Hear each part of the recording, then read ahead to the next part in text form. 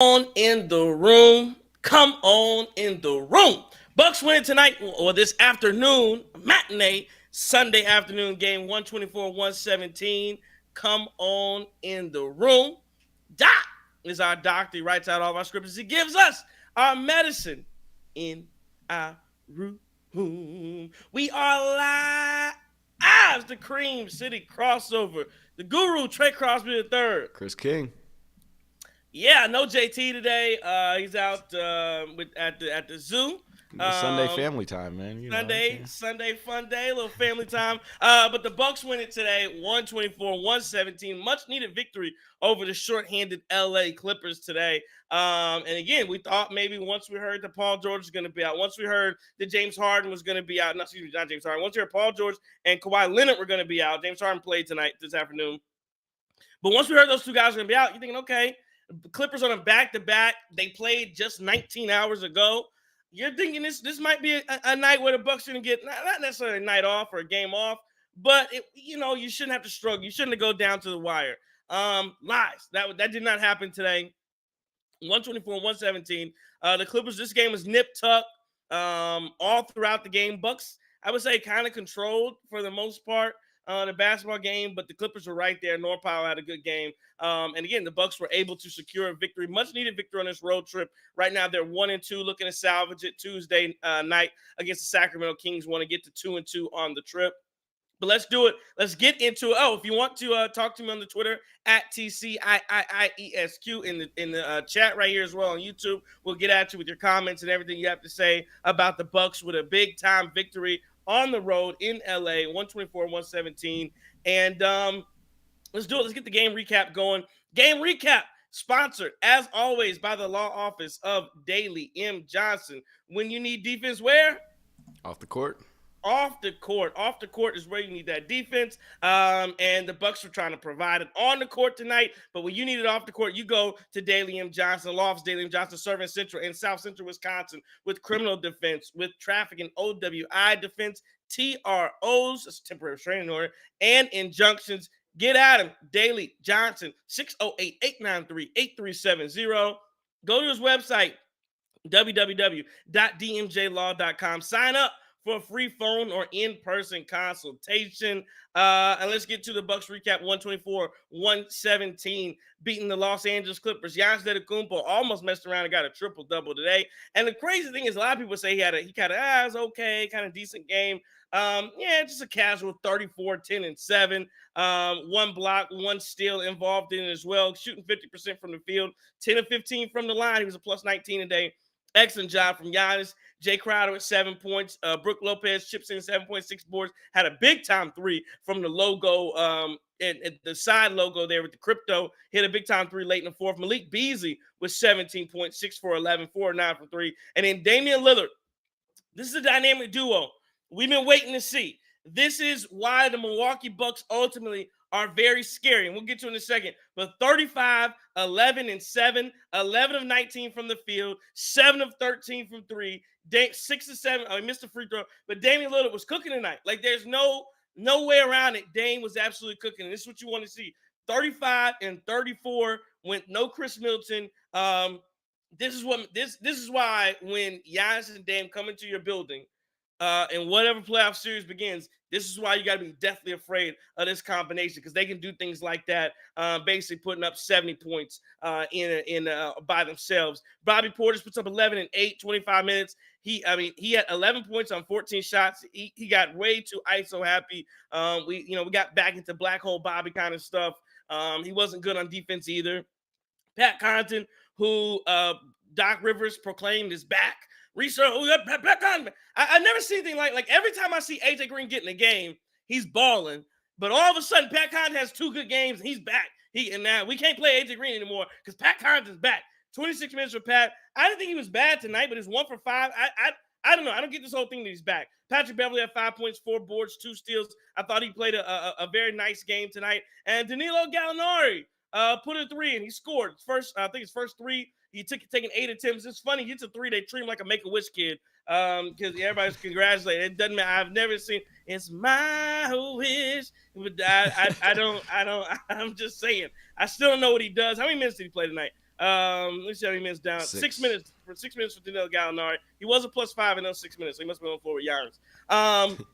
Amir Coffey with 16 points, 10 boards, 4 assists. PJ Tucker, who hadn't scored, I don't think since like December, puts up 7 points, 6 boards, 2 assists. There was a moment out there in the first half, especially first quarter, first half, where PJ Tucker was the hardest worker on the floor. Like he was showing some value, getting rebounds, forcing extra possessions, second chance shots for the Clippers. He was frustrating to play against. Zubac tonight, 18-6. Thought he was great. I thought Zubac was great offensively. I thought, and again, it's crazy. Giannis puts up 34, 10, and 7. I thought even defensively, Zubac did an okay job trying to defend Giannis and do. Again, Giannis just one of the. I mean, if you want to say Joker's the best player in the league, Giannis is the second best player in the league. 1, 2, whatever. Like they're right there. And so Zubac tried as hard as he could. I think he ended the game with 5 fouls. He was a -19. But Zubac, I thought, played an okay game with 18 points. Terrence Mann was 16 tonight. James Harden, 13-11 for James Harden. Had a really good first quarter, first half or so from Harden, but then I think he only put up 2 points in the second half. The Bucks killer, who's been a Bucks killer for years and years and years, Norm Powell, back in his Toronto days, he was killing the Bucks. Norm Powell with 26 and 7, 9 for 21. He was 3 of 14 from 3, but he somebody had some timely buckets. And then Bones Highland had a good game as well, 12 points and 5 assists from him. He did take 12 shots. Bucks win at 124-117. Just a little quick recap here. I think that overall, this shows you that, you can't take anything for granted in the NBA. Those guys get paid as well. You may think you come into a game and it's going to be easy and you're going to be able to relax and have and not have to go all out, but you got to go win the basketball game. And that's what this was about. And so I thought in the first half, defense was a little lax. I think everybody was just a little lax. And then in the second half, you did see the Bucks absolutely, I think you saw them with a little more energy, a little more passion. I think the thing about the Bucks right now that they're lacking, they've been lacking over the last few games.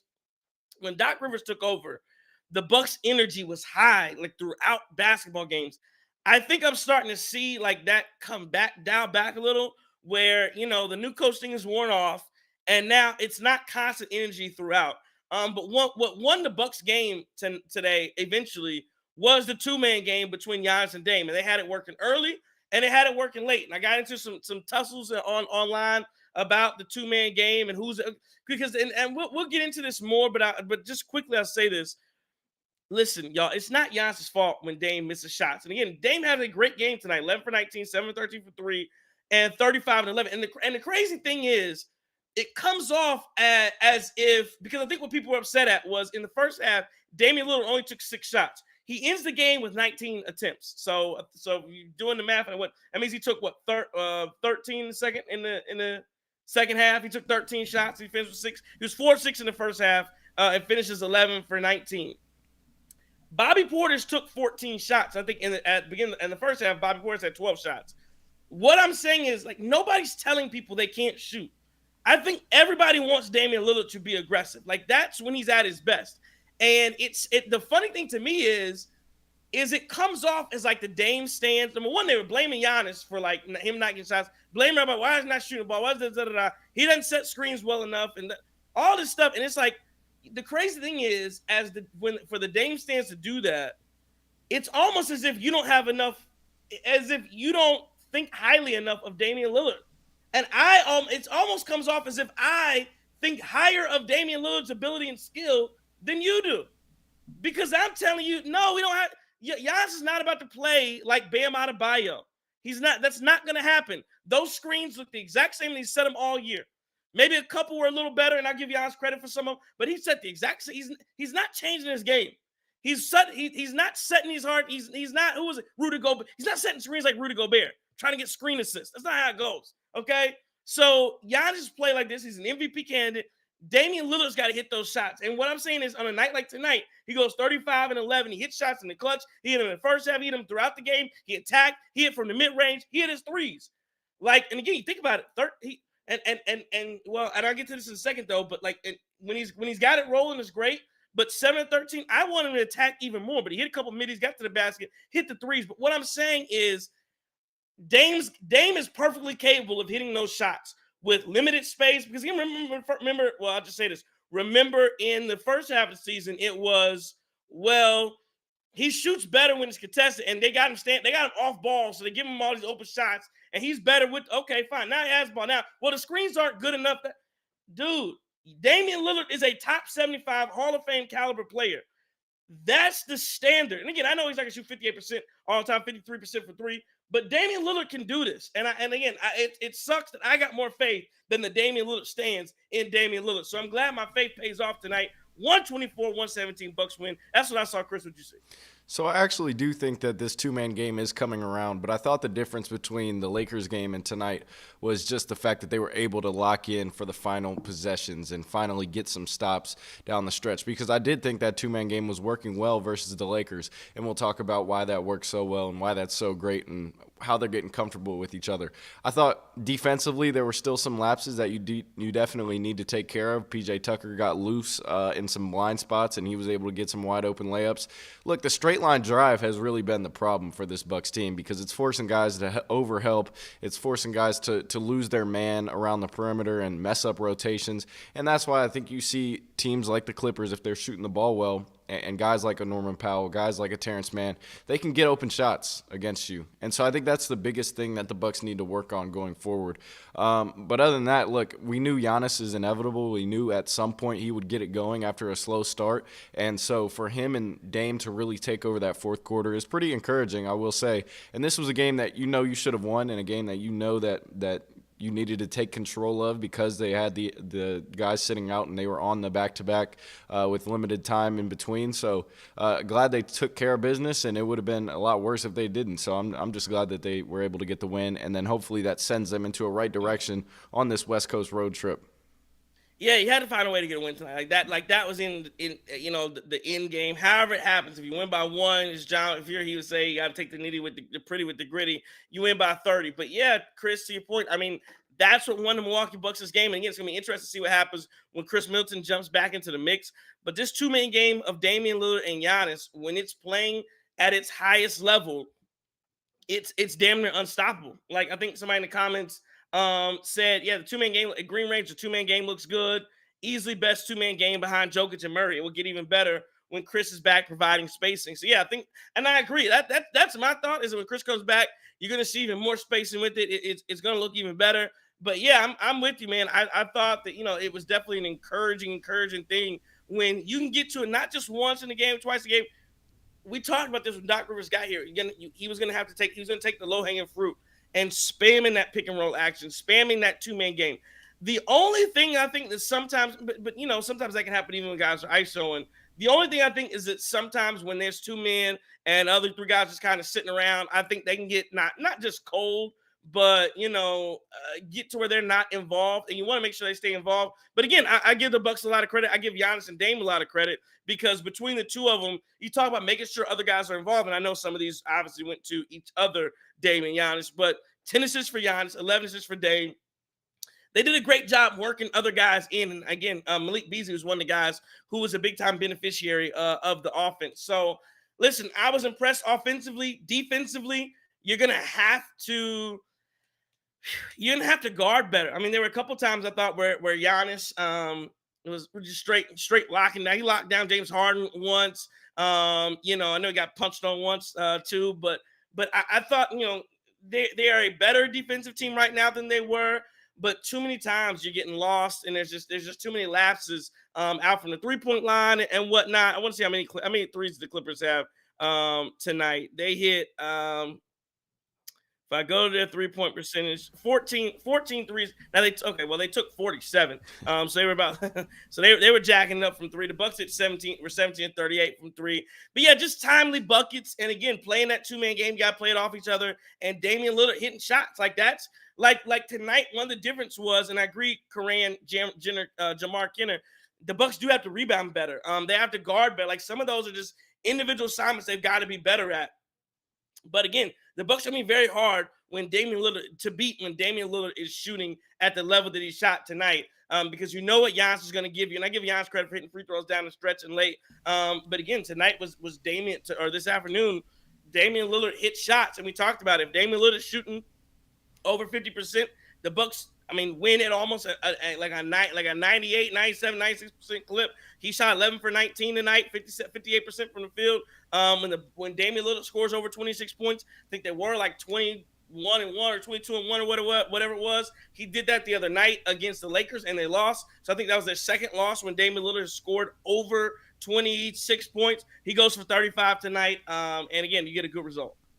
Yeah, and what I think has really opened up the two-man game is just the fact that Giannis is really hitting these mid-range jumpers now. Like, this isn't something where it's still coming around. He's actually knocking them down. And that's where you see Giannis catch the ball on most of those pick and rolls, right? He's staying high post, and he's catching them, and now he can beat you in both ways. He can get to the rim, also knock down the mid-range, but then when he gets to the rim, he can find open shooters.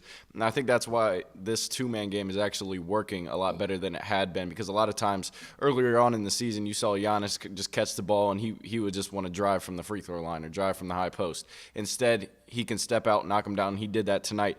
It's just great to watch when you have two guys who can take over games, and I think they're a lot more unselfish with it. Like, I think they're a lot more comfortable with each other coexisting during those clutch time runs. So I'm loving watching it. I think it's great, but I think you have to be able to do that throughout the full game. Like, it can't just be the clutch time, and it can't just be just the start of the first quarter. Whenever those two are out there, you got to work that as much as you can, because Khris Middleton still questioning how he's going to come back, when he's going to come back. But this is what you have to rely on, the consistency of those two, and hopefully Dame, pulls his load after it's a rough couple of games, but yeah, pause. but yeah, I mean, he's been playing well, and he's been knocking down shots as well. So if he's able to keep doing that, because we know what Giannis brings, then this will be even better. Yeah, no, Dame's been much better since the All-Star break. There's no question about that. And again, tonight was just one of those games where he brought it. You made a good point about. You made a great point about Giannis hitting his mid-range jumpers, and I know a lot is made of how he shoots that jump shot, and whether it's a turnover and all. I don't like, but listen, I mean, Giannis, not only he's been shooting the ball well from three since basically since February. He is. I mean, listen, he is. I agree with you. That mid-range elbow pull-up, it is much smoother. It is much more fluid. Like, I don't cringe when he starts it. I don't, a lot of times I used to wince when he starts, but if he's confident in it, and again, that's why, especially when you're a team like the Bucks, and every regular season game doesn't matter, the first 30, 40 games, whatever. Yeah, he's got to work on that shot. I know people don't like it, but he's got to work on it. He's got to work, and I know he's got to work on it early. He's got to work on being able to shoot in the clutch. He's got to be able to work on shooting it just at random times of the game, and only then, when you get comfortable with it, can you feel comfortable, late game situations, pulling, Zubac, you playing for me to go to the rim? Bet. I'm stopping right here at the free throw line. I'm knocking this down. And again, he does, I will say, I agree with you 100%. He looks much, much, much more comfortable shooting that shot. It's going to come in handy. Can he shoot it every time? No. Do you want him to settle for that shot in the playoffs? No. But is it something that you want to have? Everybody talk about bag, got to have this bag. You want to have that in your toolbox. You want to have that in your bag to go to be able to stop and pop from 14, 15 feet and knock that shot down. He took the 1 to 4. I think the games coming in balance. It's a 5-6 point game, whatever it was. And I think Marcus Johnson mentioned it. Like, I think Giannis is good. He's good enough. And again, he's 7 feet tall. Just pull up and shoot it. Like, he did one where he's falling back and I think I'm trying to get it over Zubac. Like, you're 7 feet tall. You shoot that shot. Okay. Like, you found yourself a rhythm.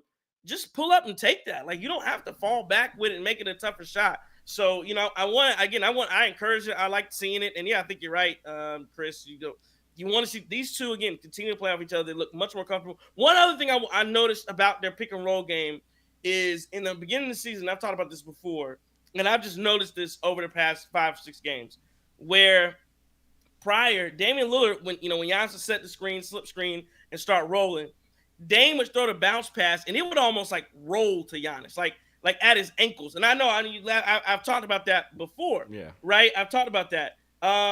And what I've noticed about Dame, I gotta give Dame credit for this. I don't know if you saw this tonight, and I think I've kind of mentioned it before too, but he is throwing that bounce pass and making it hit the hardwood. at a different rate. And so that ball just bounces different to Giannis. And again, I always talk about it.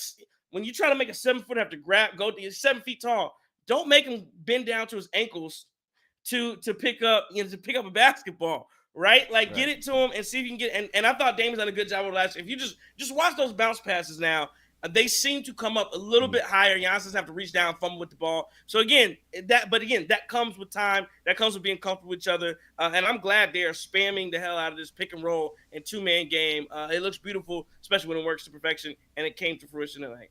Yeah, I think you make a good point about the passes too. Like, if you're throwing it all the way at his ankles every time, he has to go bend down and pick it up, and it allows the defense to kind of press up on him and trap him or try to create a loose ball, and it doesn't give him the free reign to just carry that momentum into the catch and then into the drive to get to the rim. So those passes being right at his chest or bouncing up to his chest are critical. They have to be right there because it allows him to get into his motion to drive to the rim as a bruiser that we know he is.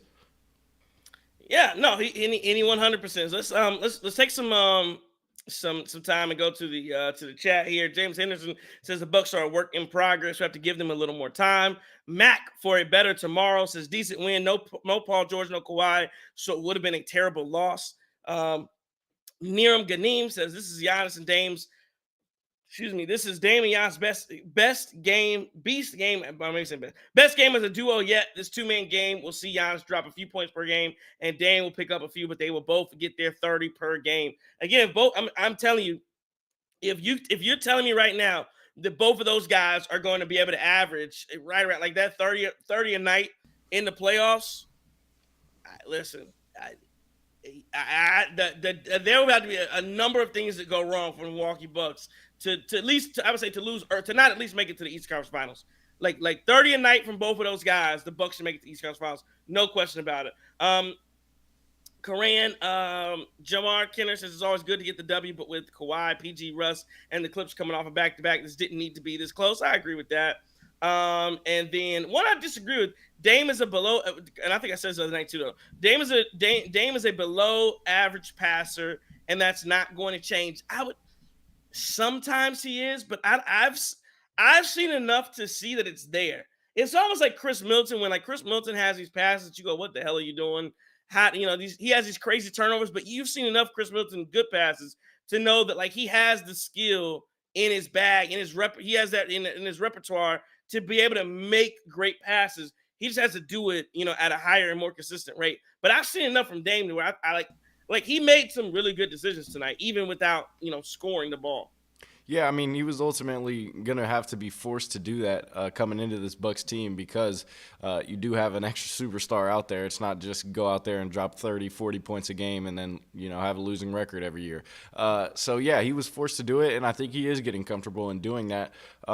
And there's just so many more options on this Bucks offense than there was in Portland for him to kind of dump passes off to and kick it out to the corner, reliable shooters. So, yeah, I think he's getting more comfortable with it, and I think it'll pay dividends come playoff time, especially you get Khris back.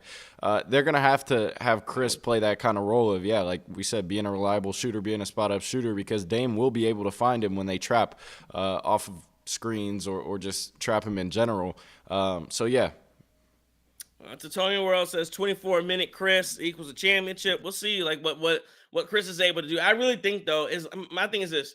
Can we, as long as Khris Middleton isn't bringing the ball up, if you're telling me he's gonna be basically a spot up shooter and just make passes, and then like I said, as you just can't force feed him the basketball. That's it. Just don't force it to him because again, he's going from basically being your number 2 to your number 3.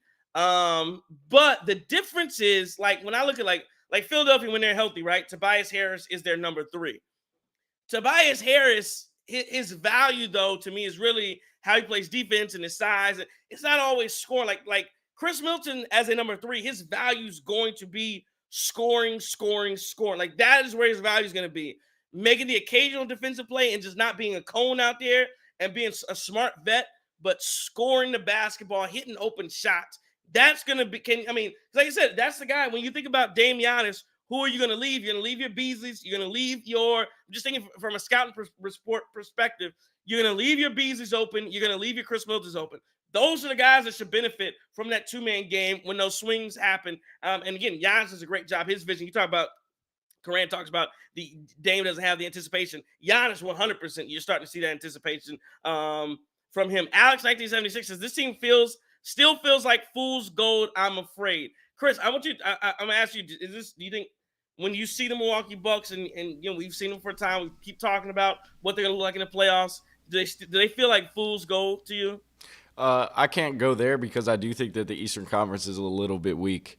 And so I do think that regardless of if you're playing some of these bad teams close or whatnot, that will save you, but it will only save you for so long in terms of maybe Eastern Conference Finals against a good team like a Boston, or maybe the Knicks get healthy and they get going, something like that, those couple of teams. But I don't think they're fool's gold. I definitely think that they can make a run because it's just a down Eastern Conference, let's be honest. And you have two of the best players in the conference, two of the best players in the league, and you're adding Khris back. We'll see what that looks like. I don't think it's fool's gold, but I do think, playing down and not necessarily taking advantage of some of these games and not making them convincing wins like we have had in the past under Bud, it is a little concerning, but you just chalk it up to West Coast road trip and guys playing a lot of minutes, playing hard, getting off of travel, doing stuff like that. So I don't think it's fool's gold necessarily. I agree with you. I think we've seen enough of this basketball team to where, like, and again, I know the wins, you're second in East or whatever. I don't know if when I think about the Bucks, I don't know if I think about them or consider them fool's gold because I've seen them like fool's gold to me would be if I thought like, the Boston Celtics. Well, let me make a better example. Oklahoma City and Minnesota. And I know Minnesota has an injury to Karl-Anthony Towns. Those teams feel like fool's gold to me, where they're winning it at such a high clip, one of the best teams in the league, and I think they're gonna get popped. One or two gonna get popped. I don't think. Would anybody be surprised the Bucks lost early? So I don't think. I mean, I really don't think I wouldn't be surprised if they did lose early. So I don't know that I would consider that. I get what you're saying. I don't know that I consider it fool's gold because again, I think it's going a lot of different ways. Honestly, I really do. But also, everybody expects Boston to win, right? Like everybody is on the Boston train 100%. This will be Tatum's first ring, so you can't really be fool's gold. It'll be fool's gold if you beat the Celtics. They'll be fool's gold, I think. So when all the expectations are, I mean, there are some in year one under these two guys, the two best players on the team. But I still think that if it's not yours to win, if you're not the consensus favorite, I wouldn't be surprised if they go out, but I wouldn't be surprised if they do get to the finals. I agree. They are not the consensus favorite, but they are I think still people consider them Boston clear-cut favorite. Milwaukee is number 2. I think when I'm assuming when Alex is talking about fool's gold, he's saying, well, if you get a matchup with Miami, if you get a matchup with the Pacers, is it going to because I think everybody at the end of the day, the Pacers have beat the Bucks 4-1 this season series, right? Mm-hmm. Going into the playoffs, nobody. I mean, I'm not saying nobody. The majority of people are still going to pick the Bucks and win that series, and that's the series where you go. If you lose that, that's your fool's gold. If you lose, the New York Knicks beat the Bucks on Christmas, and like those are the series I think that I look at and go, you should win those. If you lose, that's an issue. Yeah, 100%, because you will be the favorites in those series. Even against the Heat, I still think you will be a huge favorite. Yeah. Like everybody's gonna want you to win or expect you to win that, and if you do drop it, then that is fool's gold. But I just don't see a situation where they do that at this point. I think this team is reliable enough, figuring each other out enough to at least get past those first round traps and first round matchups. Cleveland too. Like I think that the only two teams to me, the Bucks, that it would be quote unquote acceptable to lose, and it still would depend on how you lost. The only teams would be acceptable to lose against would be if you lost to maybe Boston or Denver. That's really it. Like everybody else, everybody else, you should the Bucks will probably be favored in any other series against anybody else in the league. I fully and firmly believe that. One more question from Coran here. He says, "What do y'all think about Crowder to start at this point? He's been a terrible shooter recently, and the brother has no hops. What do you think about Crowder still in the starting lineup?"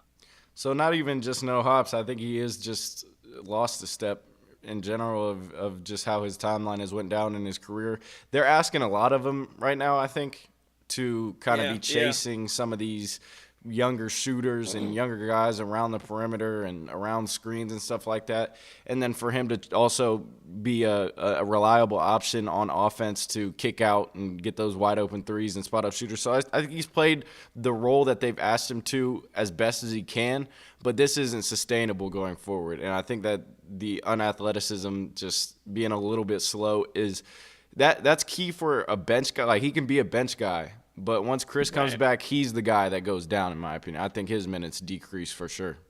Yeah, I think you're spot on. He was three for five tonight. Did a really good job in that dunker roll, and he hit a three as well. But yeah, I think Jae Crowder, almost in the same sense of like a Brook Lopez. It's like against a Boston. I think with that Boston, because they have like the big wings, like that's a team you put him that he could really help you out in a series to get some spot minutes. 15 minutes. Can you come in and try and slow down? Jaylen Brown. Tatum's balling on us. Hey, can you come in and do something there? I think those are what you're really looking for from a Jae Crowder.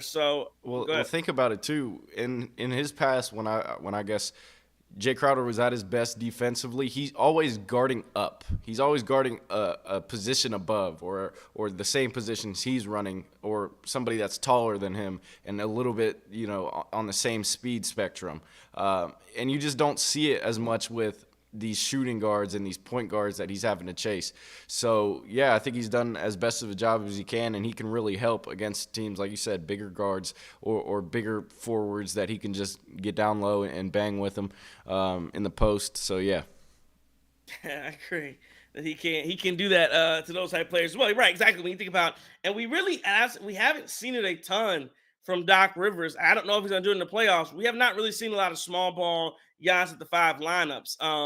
We just haven't seen it. A lot of times, Giannis is either on the floor with Brook Lopez or with Bobby Portis, and then the lineup Doc runs with Danilo, Bobby, and GA just makes no sense to me at all. But Doc does that. And then there's a comment as well about the young guys not playing. I agree. I don't know if they're going to play in the playoffs. And that was what I thought when Doc Rivers got here.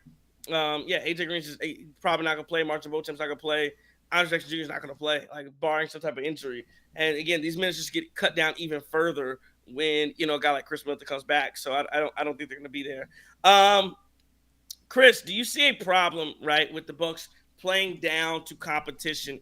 It seems like when they go up against a tough team, when they know the opponent's going to be tough, when they know they got to go out and play again, it's going to be very interesting as the schedule progresses for the Bucks, because they have some tough games that are coming up. Again, they play the Kings on Tuesday.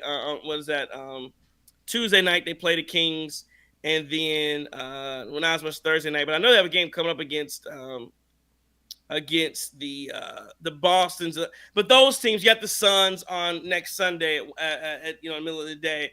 Like, is there a problem when the Bucks are playing down the competition? Do you see that as an issue, or is that just kind of how things go? Like tonight is the perfect example of it. You're playing a Clippers team. Well, perfect example, because you played the Clippers. You played the Clippers much better, right? You played the Clippers much better when they had their full assortment of players. You go play the Lakers. Yeah, LeBron doesn't play, and Anthony Davis he was hampering out there. And he only scores 2 points in the fourth quarter. You find a way to lose to them because D'Angelo Russell goes for 44 on you. And then a game like tonight, like I said, the better Clippers aren't playing. You find this game gets close because Norm Powell is doing his thing and Zubac is putting up basically 20 and 6 on you. Is that an issue? And then you'll see, like I said, I'm sure that my guess is against Sacramento and against on Sunday against the Suns, that you'll see the Bucks play up again. Is that natural? Is that normal? But a team for the Bucks caliber, especially when you look at Boston, right? And you see like Boston doesn't care, like they're annihilating everybody. Do you see that as a problem, a flaw for the Bucks, that for whatever reason they don't get up for some of these games? So I do have a little bit of concern regarding that just because of how much it's happened under Doc as well as how much it happened under Adrian Griffin. I don't know if it was just the effort level with Adrian Griffin or the buy-in with them, but they weren't able to put some of these teams away. And then Doc comes in right away and gives up massive lead against the Utah Jazz, loses late in the fourth quarter against the Trailblazers, loses to the G League Memphis Grizzlies. You want to have more urgency against these weaker matchups. You want to see this team come out and look dominant, and I think that's what a lot of people base, just the success level of this team is. How can you take care of these lesser opponents as well as beating the good teams? So I think it is a little concerning, but where I would say that I'm not that worried about it is the fact that everybody's going to get up for the playoffs regardless. I don't think that whoever you have in the first round is going to really create any issue for effort level and how much this team buys into because it's your season on the line. But where it is concerning is just how dominant this team looks in regular season. Because think about the way that they're losing some of these games is in like the final stretches and defensive lapses and guys just playing too selfish. Bobby Porter's tonight. Can we get rid of that push shot from about 20 feet away? That's wild, Bobby. But like stuff like that is just like we revert to the same mistakes that have pretty much hampered us throughout the season. And I think that's why you see us not be able to put away these bad teams. But I wouldn't say I'm not concerned in terms of like going to the playoffs and doing that, but it is just how dominant we've looked in the past in the regular season against some of these teams under Coach Bud. It just creates that expectation that this team should be better against teams that have guys out or are playing to a lesser caliber.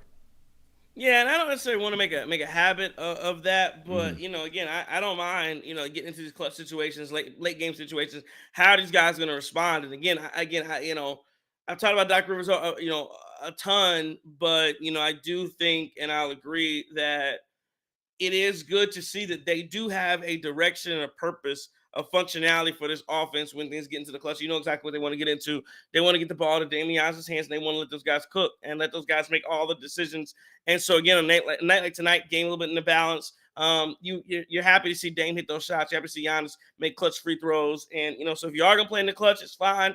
But you want to see the Bucks win those games. And again, they spam that 2-man game all game long. For like I said, first quarter tonight.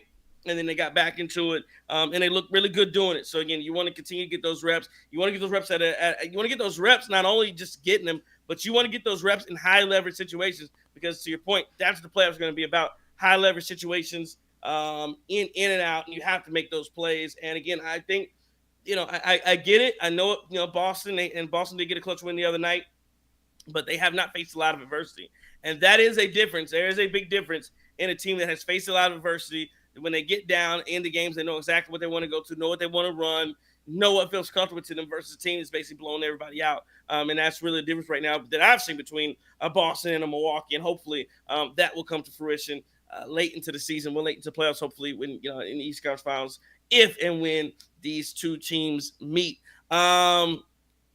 See some Twitter comments here that we have on the floor. 1 second, let me get to them. At 21st Century Cult says, we'll be ready by the time the first round starts. Just ironing out the details. At Light Seraph says, Giannis and Dame finally turned the corner.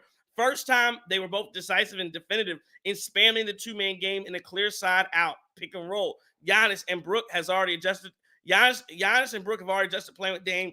Bobby has to sacrifice when he's in with him too, and Khris as well. At Drew Barringer says, more stressful than it should have been, but love that Dame fort.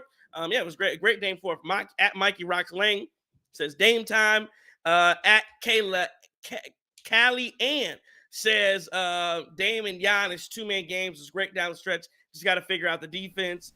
And real simplistic says offensive possessions should never start with Bobby. The only Bobby shot should come off the ball and man movement so he can catch and shoot in space. So some Bobby stuff they didn't want to see. And at Sunk 345, last one reads says, why is this team so stupid? It's something in the water at the Bucks practice facility. Good win though. I like how Giannis and Dame were comfortable in the 2-man games. It seems like everybody was definitely impressed with the 2-man game for the Bucks. And then because truth matters says the Bucks need to get. See, here we go. Bucks need to get rid of Khris. I don't like how this dude acts. missing games like Giannis doesn't play injured. Trade Khris Middleton. Giannis plays injured all the time. Why isn't Khris on the court? So like, and again, my issues with Khris is not that he. Somebody else said this the other day, calling in to on your T's and Q's, like that Khris was like milking his injuries. Like I don't think he is. Like I think he's legitimately hurt. Like remember, this guy's had major knee injury. He's had surgery. He had another scope over the summer this year. He's had a bunch of lower extremity injuries, and I know that this was a sprained ankle, and he's been out over a month. But Khris just continued. Khris is an injury riddled player. Like that's just what he is at this point. And I know we say, well, Giannis plays 100. Giannis is a different breed. Giannis is a totally different type of guy. Like he's an animal. So yes, Giannis does play through injury and plays through pain. You saw what he did in the finals. Most guys would not have been able to play in the finals when their leg bent back like a paperclip, like Giannis did. It's just not gonna happen. But Giannis is a different style of player. He's built different. Khris is not. Khris is a little older, a little slower. Those injuries tend to mount up, and I think apparently what the issue is the swelling. Khris tends to swell. He's had it happen to his knee before, his ankle here, and so I think he's gonna have to be able to practice and play. And the Bucks gonna have to feel confident that he's not gonna swell up during games or swell up before they bring him back. And listen, I've said it before. I don't like the ramp up stuff. I'm not a big fan of you got to play 10 minutes for 10 games and 15 minutes for another 10 games. I don't like that stuff. So you don't bring him back until he's healthy. Now the Bucks could be more transparent about his injuries and where they are. But to me, if he's not healthy, he's not healthy. Like I don't think that Khris is like, if you want to trade him for his injuries, you trade him at some point, maybe in the offseason, if the Bucks don't win, because you can't rely on him. But I don't think it's fair to act as if like, well, I don't think it's his attitude as to why he's not playing. I think he's genuine. I don't think he's milking. I think he's genuinely hurt. Yeah, and we've seen it before too. That it just shows that he's definitely hurt. And there had to have been something else involved in that, whether it's they just don't want to bring him back for the West Coast trip or whatever it is. But they need to be more transparent, because we saw it at the beginning of the season where he was about to play in the first preseason game and then didn't end up playing. And then there was this whole thing in the media about how Adrian Griffin was hiding stuff and all that. So that's what we really want as Bucks fans. I don't think he's milking it. I just think that there's something underlying that they're not disclosing and that they might not even be able to disclose. But you do want to see him back. You have a big, important stretch of games against tough teams these next 4. So maybe if you can get him in there, it would be nice for this team, because there's only so many games left in the season. What is it, 17 now? Yeah, some of that. Yeah. So it's gonna have to be a situation where if you're incorporating him, it's best to get him out there as soon as possible, because it will just help your odds in the playoffs and help this team kind of gel after they've been picking it up post All-Star break. Coach Jackson says good bounce back win for the Bucks. Still skeptical of Doc not playing the younger guys, Ajax, AJ, and Marjan. Yeah, I mean, at least one of them. Like, I get, no, are you gonna play all? No, I understand that. One of them, and especially AJ Green, who has shown that he's played well, and he can't find a way into the rotation. I don't understand it. I'm with you. I don't understand it. We'll see what happens. I know these types of coaches, like a Doc Rivers, like a Mike Budenholzer, they like their veteran players. But yeah, man, you would think some of those guys could work their way into the rotation, and it doesn't look like they're going to be able to. Let's give us some game balls tonight. 124-117. Bucks beat the Clippers. I'll go first. My game ball is going to go to Damian Lillard. 35, 11, and 7. I mean, just one of those games where he absolutely took over down the stretch of his basketball game, 11 of 19 from the field, 7 of 13 from 3. Repeat these stats over and over again because he was that impressive. 16 points in the fourth quarter. It was great. Giannis and Dame are the first duo in NBA history to have 20-point, 10 assists in back-to-back games.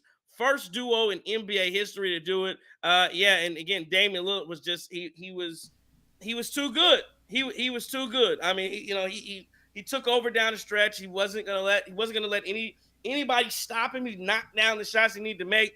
He was just in rhythm, felt good. Again, he looked like he was comfortable, got to his spots, knocked down shots. Damian Lillard gets my game ball tonight. Yeah, I'm going to go with Dame as well. I just think that after a couple of misses as well, he never got down on himself, never stopped shooting. We love to see the aggressiveness from him and creating space. I mean, he was great tonight. I think credit to Giannis in allowing that to happen as well. They worked the two-man game just about as best as they could. And the difference tonight, I thought they really locked in defensively. Even though, we were talking about how maybe Pat Beverly should have been in on the last possession versus D'Lo last game. He stuck with Dame again tonight, and it wasn't as bad as it was. So I just credit to him on both sides of the ball. Credit to that two-man dynamic duo game that they were running, because it created a lot for each other, and they played it unselfishly, and Dame played it really well. And it just creates so much pressure on the defense, right? It creates so much pressure on the defense trying to figure out how you're going to stop it, who you're going to attack, who you're going to leave open on the backside. And again, it was an excellent night for the Milwaukee Bucks. They win at 124-117. Let's look around the league. Bucks played the early game, so there's a host of games that are going.